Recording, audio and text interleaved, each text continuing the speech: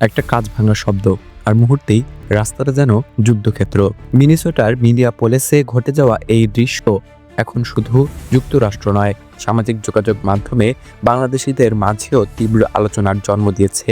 প্রশ্ন একটাই, কেন একজন বাংলাদেশি বংশোদ্ভূত নারীকে গাড়ি থেকে টেনে হিঁচড়ে নামালো আইস এজেন্টরা? যুক্তরাষ্ট্রের মিনেসোটা অঙ্গরাজ্যের মিনিয়াপোলিসে এক নারীকে গাড়ি থেকে জোর করে নামিয়ে আটক করেছে immigration and customs enforcement ICE এজেন্টরা। এই নারীর নাম আলিয়া রহমান, একজন সফটওয়্যার প্রকৌশলী, মানবাধিকার এবং এলজিবিটি অধিকার কর্মী। তার শৈশবের একটি বড় অংশ কেটেছে বাংলাদেশে। নিউ ইয়র্ক পোস্টের প্রতিবেদনে বলা হয়েছে, অবৈধ অভিবাসীদের গ্রেপ্তারে অভিযানে নেমেছিলেন আইস এজেন্টরা। সেই অভিযানের বিরুদ্ধে প্রতিবাদে নামেন স্থানীয় লোকজন।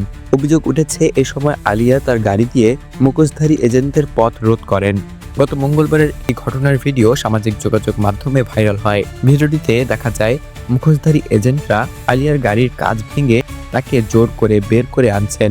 এ সময় আলিয়া নিজেকে অসুস্থ দাবি করে বলেন তিনি চিকিৎসকের কাছে যাওয়ার চেষ্টা করছিলেন। তখন চিৎকার করে আইস এজেন্টদের থামতে বলছিলেন, কিন্তু উত্তেজনার মধ্যে কাউকেই থামানো যায়নি।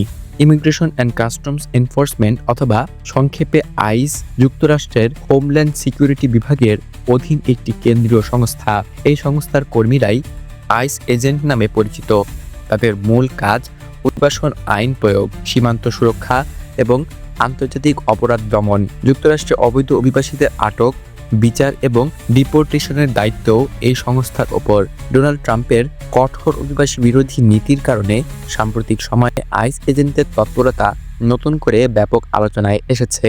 মঙ্গলবারের ঘটনার পর আলিয়ার বিরুদ্ধে আনুষ্ঠানিকভাবে কোনো অভিযোগ গঠন করা হয়েছে কিনা তা তাৎক্ষণিকভাবে জানা যায়নি।